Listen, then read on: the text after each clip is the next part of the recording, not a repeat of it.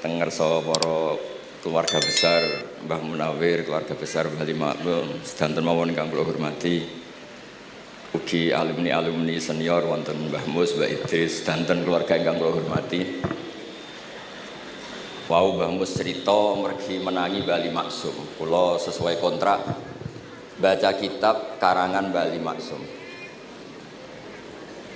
Kula pernah digojlok seorang wartawan. Kados ceritane Mbah Mus wau. Saking menyatunya fikih dengan perilaku niku maling mawon bermadhab. Dados wedhus niku nak teng jaba iku ilang, tapi nak babi iku mboten. Mergi maling niku ngerti nak babi iku haram, wedhus niku halal. Pas penjaraan teng Jakarta nggih ngoten, wonten tiyang jarah babi. Jangan ini haram, kambing saja. Jadi saking menyatune pendidikan Islam niku maling mawon tesih gadah madhab. Dinak nyolong niku wedhus mergi halal, ampun nyolong napa? Babi. Niku kisah nyata, kula nate dolan teng daerah mriki. Kenapa ini di luar kalau itu di dalam? Oh kalau ini di luar gak ada yang nyolong Gus, tapi kalau di mergo sing teng jaba niku babi, sing teng jero wedhus. Mergo jare malinge tesih bermadhab. Terus memang cerita-cerita seperti itu kathah mboten sekedar anekdot. Sementing kula badhe cerita tentang dzurriyyah-dzurriyyahipun Bali Maksum wonten sing nom-nom lah sing kula wani ngandani wonten Mas Hilmi, wonten Mas Zaki, wonten sedanten Mas Afif. Kenapa kitab itu harus dibukukan, harus didokumentasi, dan kenapa Bali Maksum menulis Hujjatu Ahli Sunnah wal Jamaah? Kula boten niat pamer, kula niki pembaca Al-Ibris, pembaca Al-Iqlil, pembaca risalahnya Bali Maksum Hujjatu Ahli Sunnah wal Jamaah. Saya juga baca buku-buku karangan orang-orang dulu, terutama tiang Indonesia. Karena Mbah Mun sering pesen wa ma arsalna mir rasulin illa bilisani qaumi. Jadi orang itu jadi rasul itu pasti dengan gaya atau budaya masyarakatnya. Termasuk wong desa niku hormat tamu. Nah ning kota niku bentuk hormatnya beda. Mulane wonten kiai desa muni fal yukrim jarahu iku nak ketemu tangga takok, nak ora takok sombong. Nak kiai kota walian, nak ketemu tangga aja takok, iku ganggu privasine wong. Dados makna ikram tetap, tapi implementasinya bilisani qaumi. Orang kota itu kalau sering ditanya itu mesti protes karena privasinya terganggu. Tapi kalau di kampung itu suka ditanya karena itu dianggap keramahan. Makanya kula niku termasuk orang yang jarang bertamu. Mergi kula gadah trauma kalian kakakipun Gus Zofur Gus Kamil. Beliau berkeyakinan silaturahim itu sae. Dolani alumni. Bareng didolani assalamualaikum matur nuwun Gus rawuh. Niku alumni niku ilang, awan-awan Mas. Mergo kepengin hormat nyembelih ayam, ayame jek dolanan. Pitik itu teng desa kan pacare kuwathah, golekane angel. Bar salam niku ilang sampai sak jam. Bali runtusen, pitike mboten kecekel. Akhir ngapunten Gus mboten saged hormat, ngapunten mboten saged hormat. Itu bukti bahwa implementasi syariat Rasulullah itu juga harus dipikir. Ojo pepes seneng silaturahim, santri alumni melarat kerja teng pabrik jam 09.00 didolani. Akhirnya mikir, sitok kiaiku, sitok bosku. Nak hormat kiaiku diamuk bosku, nak hormat bosku gak hormat kiaiku. Hal-hal seperti ini kemudian melahirkan satu kearifan setiap kiai di era masing-masing. Terus kula mboten berargumentasi membela diri niku mboten, tapi memang bapak kula kesaksiane Mbah Mus, beliau teman bapak kula niku seneng silaturahim. Terian bapak ki sering dawuh teng kula. Sok kowe ya ora kaya aku. Mbah Mun ki sering dawuh teng kula, kowe ya aja kaya aku, wong beda zaman. Karena tadi dolan ning santri sing mboten enten, assalamualaikum terus ilang ngejar pitik awan-awan. Pitike nggih macam-macam kegiatane pitik. Intine mboten kecekel. Kemudian niki teng kanca-kanca teng adik-adik sing hafid sing hamalatil Quran. Kula pesen belajar niku nggih, belajar sisi belajar itu harus cari sisi ekstrimnya. Kula bolak-balik matur di berbagai kesempatan. Wow, kekhawatiran Mbah Mus kalau ada orang hanya kembali ke Quran itu memang bahaya sekali. Bayangkan kalau ada orang misalnya hanya mengharamkan al-jam'u bainal ukhtain, karena itu yang disebut Quran wa antasma'u bainal ukhtain. Jadi yang haram itu menikahi kakak dan adiknya, adik dan kakaknya sekaligus. Di situ tidak ada penjelasan perempuan dan budenya, perempuan dan mbahnya. Kemudian zaman Nabi Sugeng hanya ditambahi wala binal mar'ati wa ammatiha, wala binal mar'ati wa kholatiha. Dan tidak boleh menikahi perempuan pas buliknya atau budenya. Nabi sempat melarang.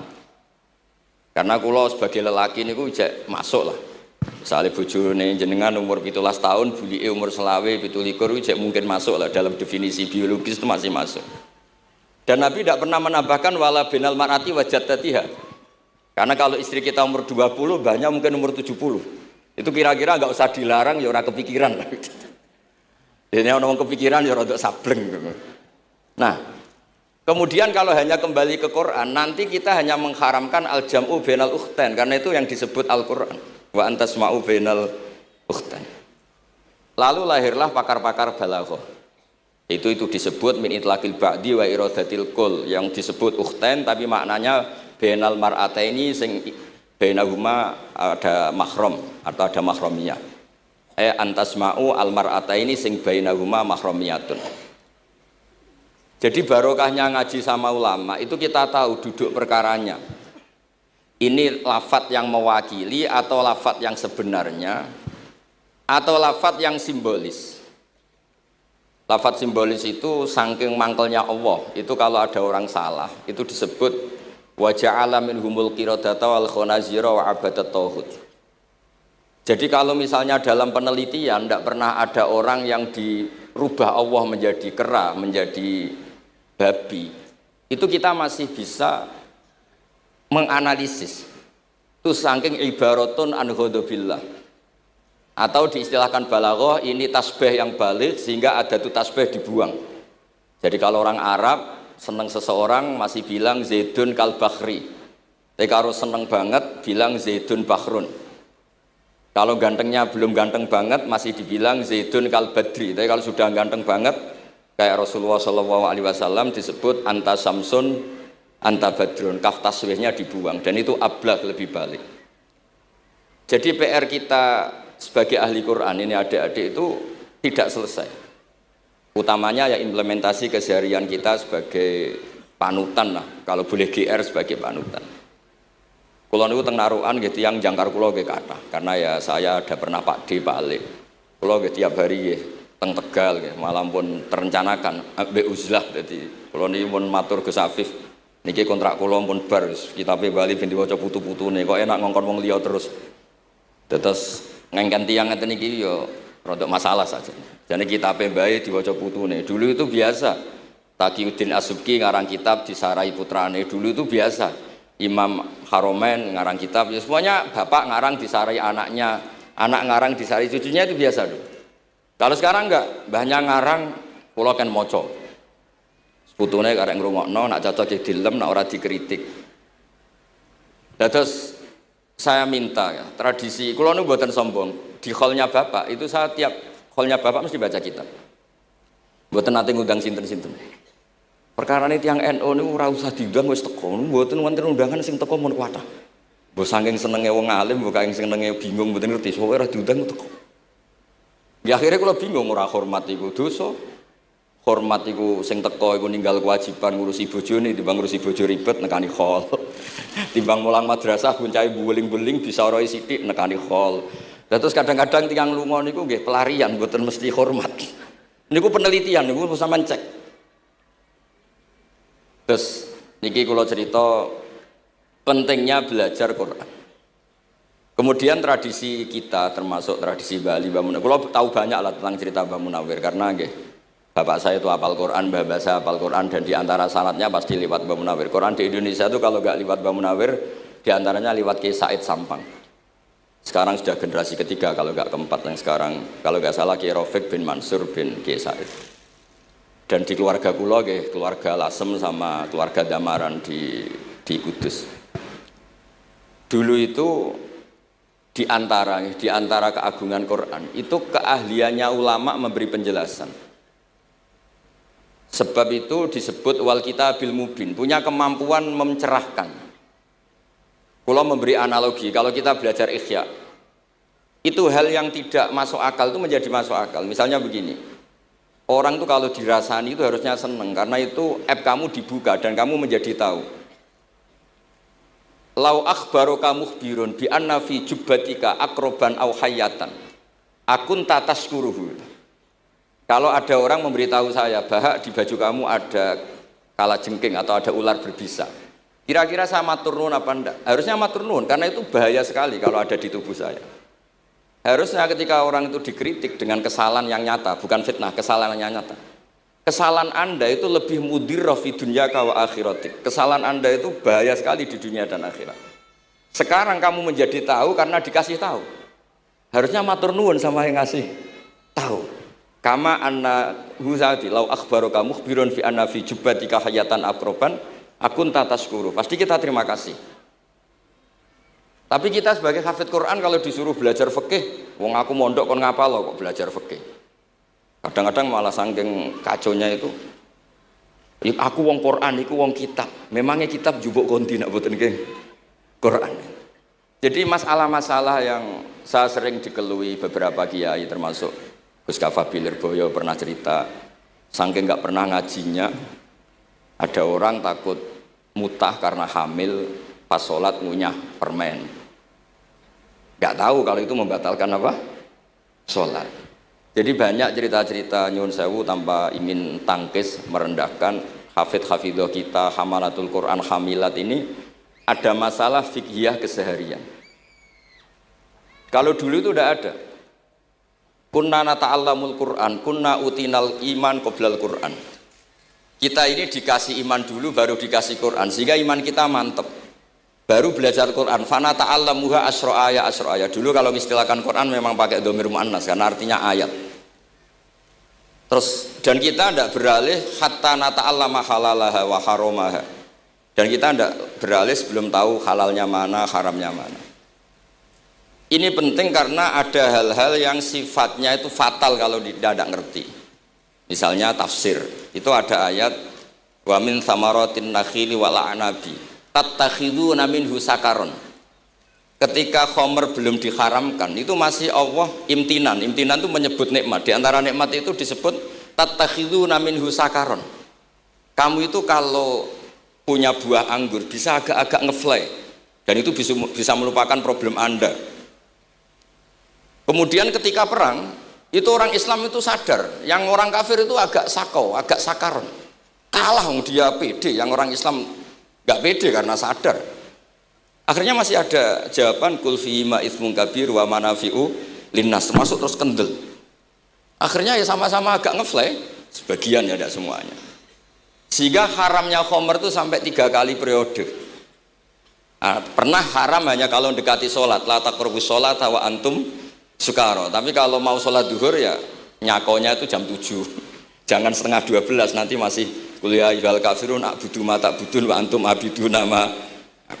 Karena peristiwa itu baru terakhir diharamkan tanpa catatan. Nah hal-hal seperti ini misalnya saya ini Mbah Mus sering ngendikan, Pak Kures juga sering ngendikan, saya tidak percaya terjemah kata Mbah Mus. Ya karena kalau terjemah itu berdiri sendiri ada ayatun mansukhoh atau ahkamun sing mansukhoh atau hukmun sing mansuh.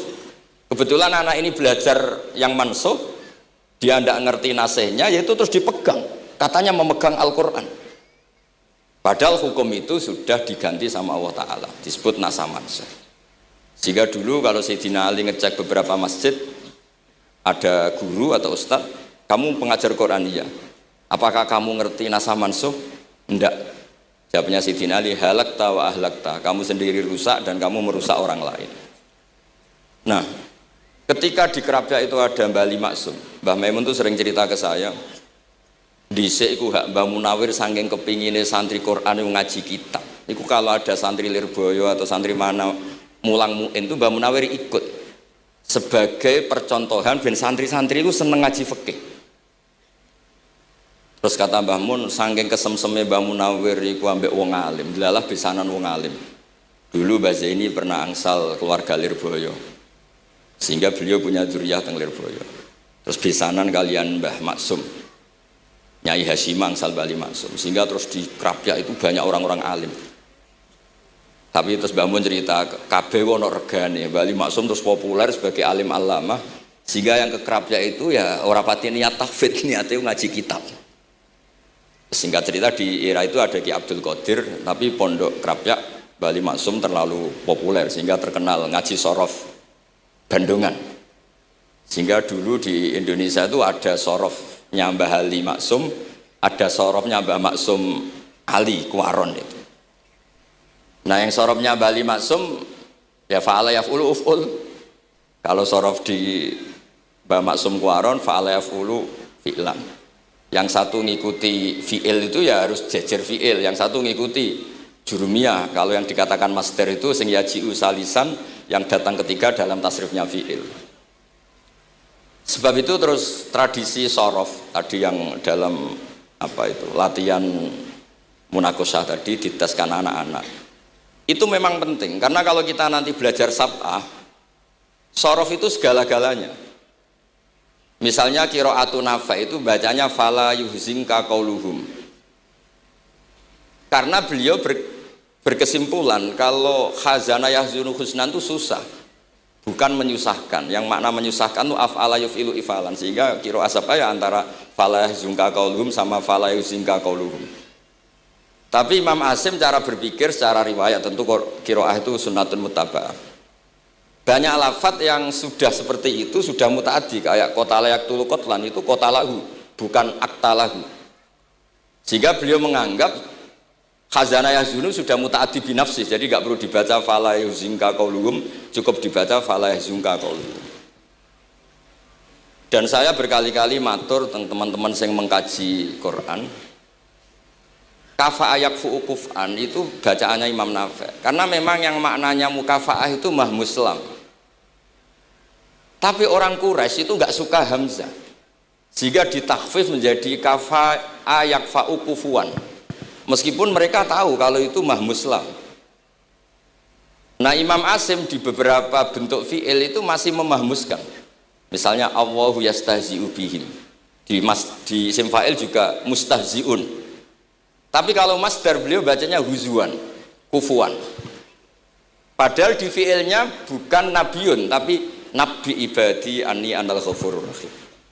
Tapi di nabiun jadi nabiun, harusnya kan nabiun.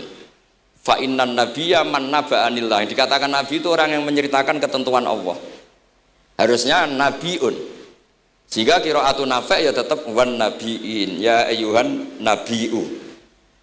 Nah, berkahnya Mbah Munawir orang terus menjadi tahu qiraat sab'ah. Dan berkahnya Mbah Ali kemudian orang tahu duduk perkaranya. Kalau nabiun dari nabiun bimakna man akhbaro anillah. Dan terus berkahnya wow, kalau saya boleh GR berkah Gus Gofur kula berkah ngeten-ngeten iki duka Kiai Peres napa Kiai media iki mboten roh. Berkah ini terus kula ngomong terus. Saya tidak khawatir salah, bukan karena saya maksum ndak. Wong Islam pun pinter. Nak bener minallah, nak salah kok Gus Bah. Jadi kula niku umat gelum. Jadi penak wong Islam niku penak. Kula niku sering tahajud nak ndonga ya Allah, kula niku pede mawon nerangno Quran. Mergo tiyang Islam pun sae.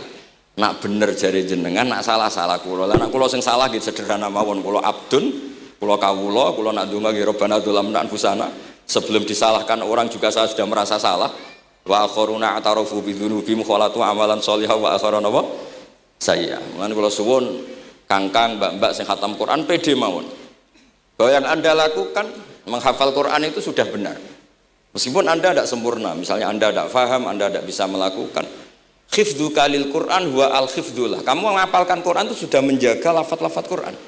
Sehingga lafaz Quran tetap mutawatir, lafaz Quran tetap ma'ruf, tetap masyhur, sehingga ketika ada yang memasukkan Quran konangan. Tapi kalau yang hafid sedikit lam yablugh adadat tawatur, takutnya kalau ada yang menyalah, ada yang apa itu tidak diketahui.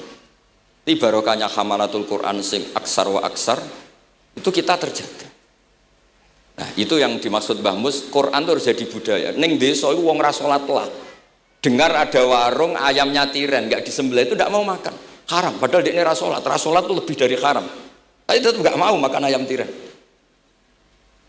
Nggak sholat disuruh makan babi ya nggak mau, haram. Sampai tadi yang nyolong saja milih wedus bukan melkeng babi, karena babi itu haram.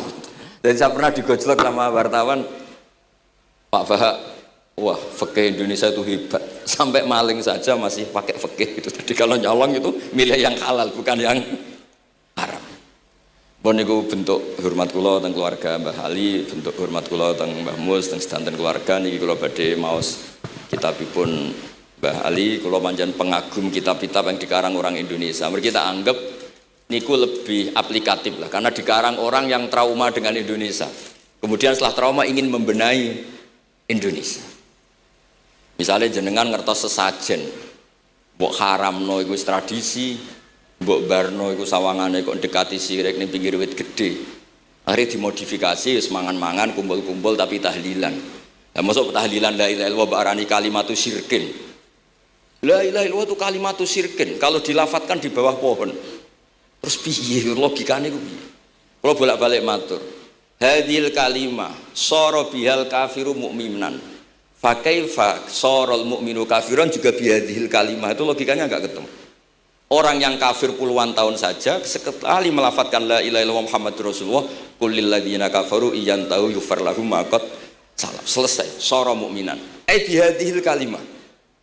Kemudian kalimah yang sama ketika kita baca dianggap kita ini kafir juga bihadhil kalimah. Akhirnya dengan modifikasi khas Indonesia, kearifan Indonesia tetap sesajen tapi tahlilan, tetap melakukan hal-hal Jawa tapi dimodifikasi menjadi Islami. Kalau kita misalnya orang modern nggak ingin mengganggu orang lain yang kita tamui, gampang dalilnya. Ada ayat la tadkhulu buyutan ghaira buyutikum. Kamu jangan sowan ke orang lain atau dolan ke orang lain. Hatta tastanisu. Ukurannya bukan salam dulu, bukan hatta tusalimu, hatta tastanisu. Jika kamu merasa nyaman, kamu bisa ngukur tingkat akrab kamu. Kamu bisa ngukur jamnya orang itu. Kamu bisa ngukur kebutuhan orang itu. Butuh saya enggak? Kenapa mertamu pengen kayak duit bebas jam? Atau kamu orang cantik yang kamu tamoni sing seneng kue bebas jam? Tapi aku apa nagih hutang? Mertamu orang yang kamu tagih itu mesti kamu dianggap problem. Atau mertamu orang yang enggak akrab di jam istirahat, tentu kita dianggap problem. Makanya ukurannya Quran tuh hatta tastanisu. Kamu merasa nyaman, istiqnas itu nyaman, enjoy. Kayak saya dolan di Gusofur kan akrab mulai kecil teman saya. Mungkin bisa ngabaikan jam. Jadi kalau saya dolan di kiai yang enggak kenal saya, mungkin kedatangan saya dianggap problem karena di jam tertentu.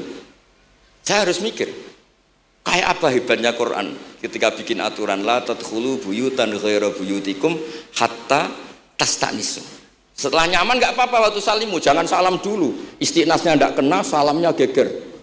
Akhirnya banyak kiai keselak. Assalamualaikum pas makan, nggak dijawab. Assalamualaikum. Nah hal-hal seperti itu harus santri-santri ini kalau niat ngandani lari-lari, bukan niat ngandani kiai-kiai, harus waqafil qalb, harus warrasikhuna fil ilm. Tahu betul kualitas hatta tastanisu. Kamu itu merasa nyaman istiqnas. Kemudian rasa nyaman ukurannya apa ya? La dororo wala diror. Kamu tidak ganggu diri kamu sendiri, juga gak mengganggu orang lain. Sehingga setelah itu semua baru watu salimu ala ahliya. Nah andai kan kita, ya tadi Dawe Mbah Mus, kita semua sudah seperti itu. Kalau bertamu di orang ya kita ngukur tingkat akrab kita, tingkat dibutuhnya kita. Sehingga di tradisi NU itu ya dolan kiai pendak diundang karena itu pasti diinginkan. Wong kula nate diceritani pernah misanani Mbah Mun. Kula nate Gus ditili Mbah Mun mboten seneng. Kena apa? Beliau pas khutbah Mbah Mun rawuh delalah Mbah Mun jarak salat ning saf awal. Bar niku tiyange meruntus meriang. Karena khotib tuh harus naik ke mimbar kudu ngandani takwa usikum wa nafsi takwa. Teng isore niku Mbah Mun. Walhasil terus loro terus wan yai. Mbah, nak dolan nggih dikira-kira, ampun pas Jumatan. Semenjak niku Mbah Mun Mbah Sahal itu nak Jumatan tengguri. Mbah Sahal itu kalau Jumatan itu sudah komat gelar, beliau keluar dari mobil serenane itu miyos terus sholat terus kundur. Kalau dulu janggal iki wong alim alama nak sholat kok guri. Ternyata itu enggak ingin jadi problem bagi khotib.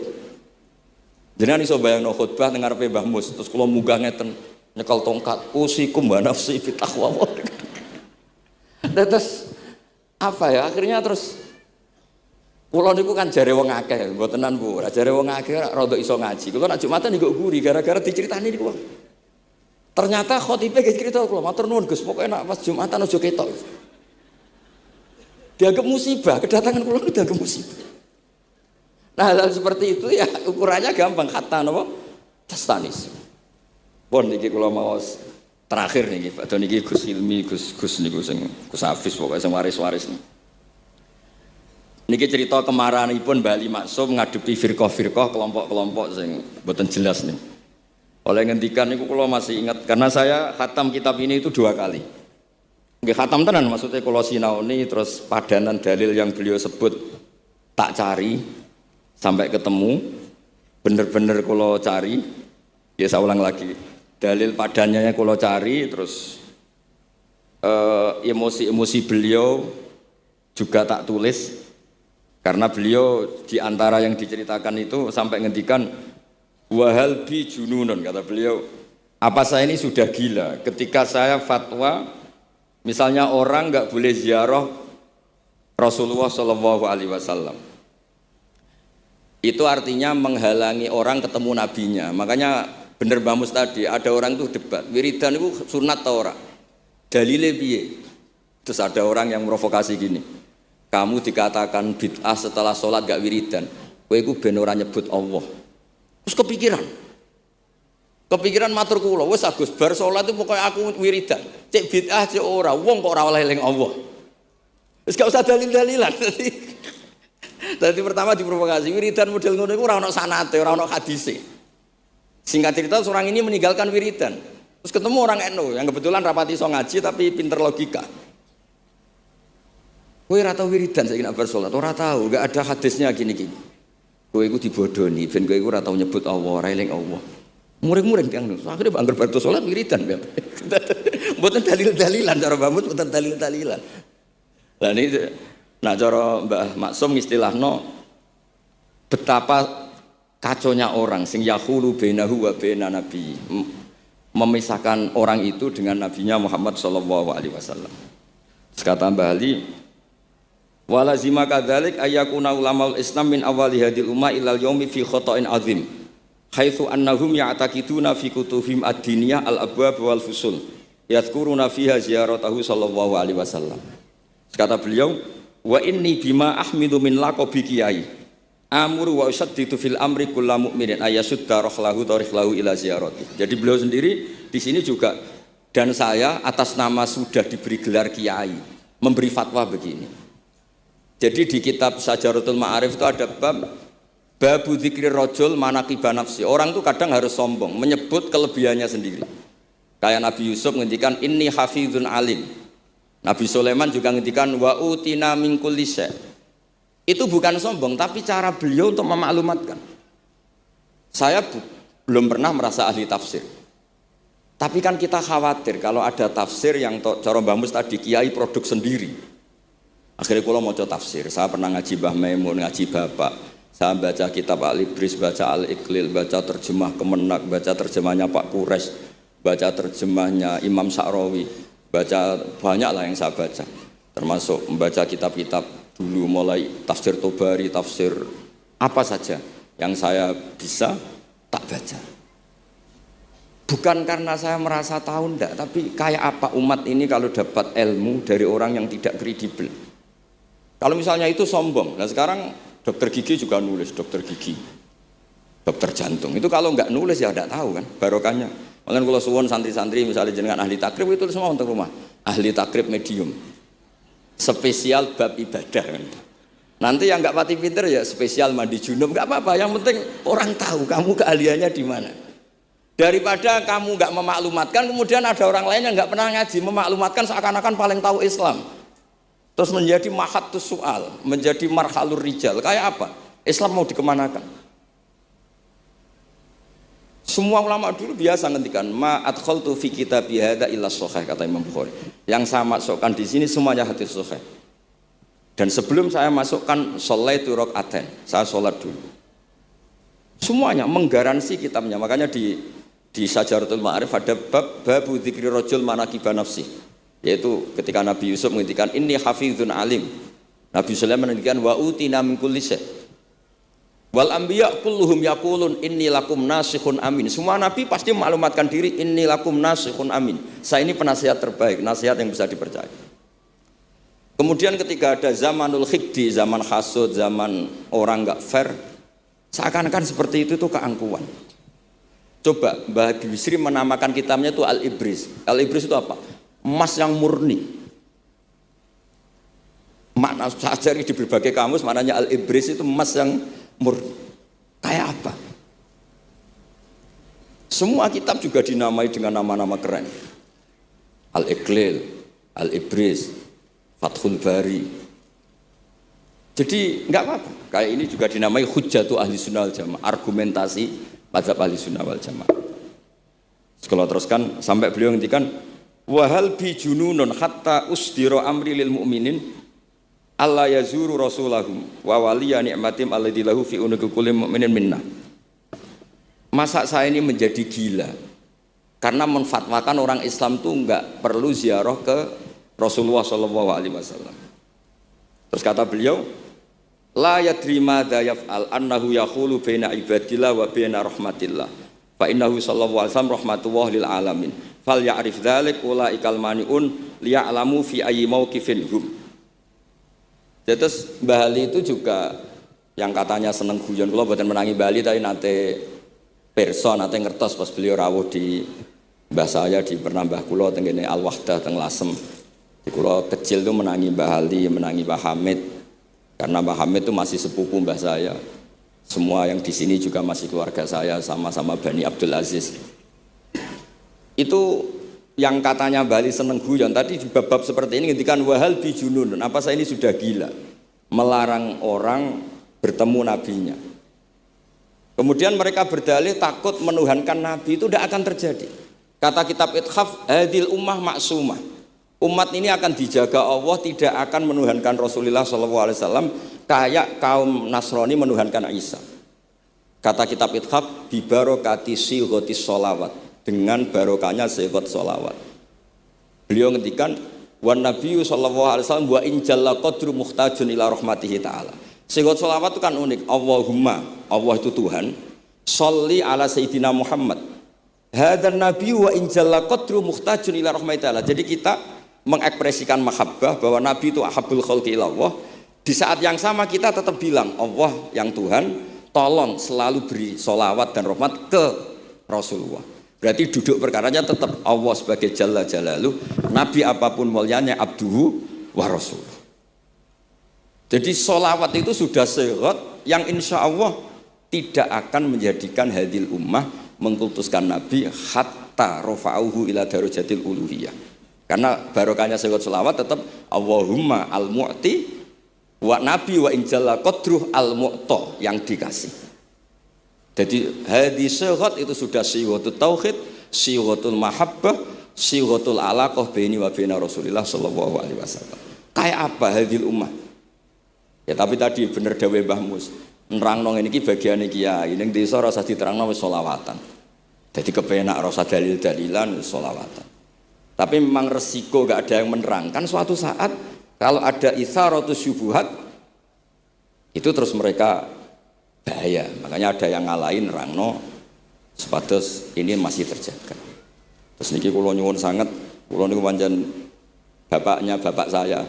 Bapak saya semane Mbah Nur Salim gadah bapak namanya Mbah Nur Sam. Duka niku sepuhe niku seneng uzlah. Kula niku duka niat sepundi tapi memang mungkin faktor gen. Saya itu termasuk orang yang napa nyuwun sewu sekali terganggu kalau sering ada acara-acara malane